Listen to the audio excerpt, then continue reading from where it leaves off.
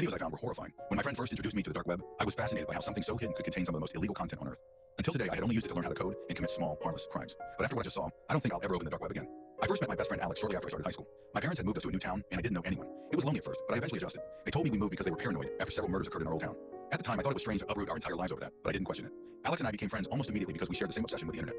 I was a gaming addict, a tier 3 Pokemon subscriber, while he was more interested in coding and development. 2 years later, we were still inseparable, only now we were older and smarter. Alex had recently discovered the dark web, and it completely consumed him. He spent nearly every hour scrolling through it, digging into things most people wouldn't dare to search. That obsession didn't bother me, until one search changed everything. One morning, I woke up to dozens of messages from Alex. That alone was alarming. He wasn't social, and getting even a short reply from him was usually a challenge. I unlocked my phone and scrolled through the notifications. Dude, Jack, you have to come over right now. This is important. Jack, please wake up. This is urgent. Where are you? Every message carried the same frantic tone. Whatever it was, it couldn't wait. My parents were already at work, so I headed straight to Alex's house. When I arrived, 4 police cars were parked out front. News vans lined the street, and a crowd had gathered around the house. I pushed my way through until Alex's mother told the police to let me inside. Tears streamed down her face as she opened the door. What's going on, Mrs. Gonzalez? I asked. Alex is missing, she said, breaking down. My heart dropped. He had texted me just hours earlier. That's when it hit me. What if he wasn't panicking? What if he was warning me? Still shaking, I approached one of the detectives standing in the kitchen.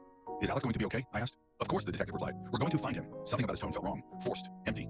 Deep down, I knew I wasn't going to see Alex again. I remembered the messages and pulled out my phone. He texted me this morning. Could this be connected? I asked.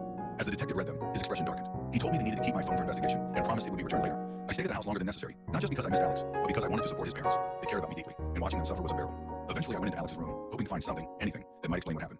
I found nothing at first. Then I noticed his computer. It was on, though the monitor was dark. When I turned it on, my stomach dropped. He was on the dark web. That alone wasn't unusual, but the dozens of tabs open definitely were. I locked the door behind me and started going through them. At first, everything looked normal. Then it wasn't. One tab contained an article about a murder from several years ago. A woman had been found dead in her apartment, mutilated, dismembered, and burned with acid. The photos nearly made me vomit. I switched tabs only to find another murder, and another. Every single tab detailed violent crimes. One article stood out. It described a murder from 2 years ago. As I read further, my blood ran cold. It was about our old neighbor, the crime that had caused my parents to move us across the country. Confusion set in. How did Alex know about this? I had never mentioned it. Then I saw the final search. My last name. Terrified, I stumbled out of the room and back into the living area. Is everything okay? Mrs. Gonzalez asked. Yeah, I lied. I just need to get home for dinner. The walk home felt endless. Why was Alex searching my last name? Did he think I was involved? That had to be why he was so frantic. If only I could explain, but I couldn't. He was gone and I needed answers. As soon as I got home, I locked myself in my room and opened my computer. I launched Tor and turned on my VPN. I already knew what I had to do. I typed my last name slowly, my hands shaking with every keystroke. When I hit enter, the screen stayed blank. I refreshed. Still nothing. Why would Alex search this if there was nothing there? Just as I was about to close the tab, the page began to load. Minutes passed before hundreds of videos appeared. I knew immediately what they were. Murder videos. And somehow they were all connected to my name. I wanted to stop. I should have stopped. But I couldn't. This was why Alex disappeared. I clicked the first video. A woman was strapped to a chair in a dim basement.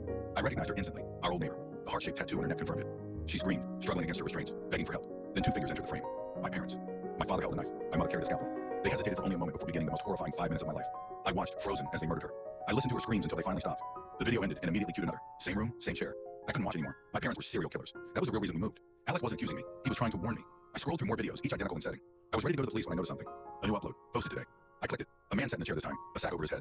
My parents entered the frame once again. My father stepped forward and ripped the sack away. It was Alex.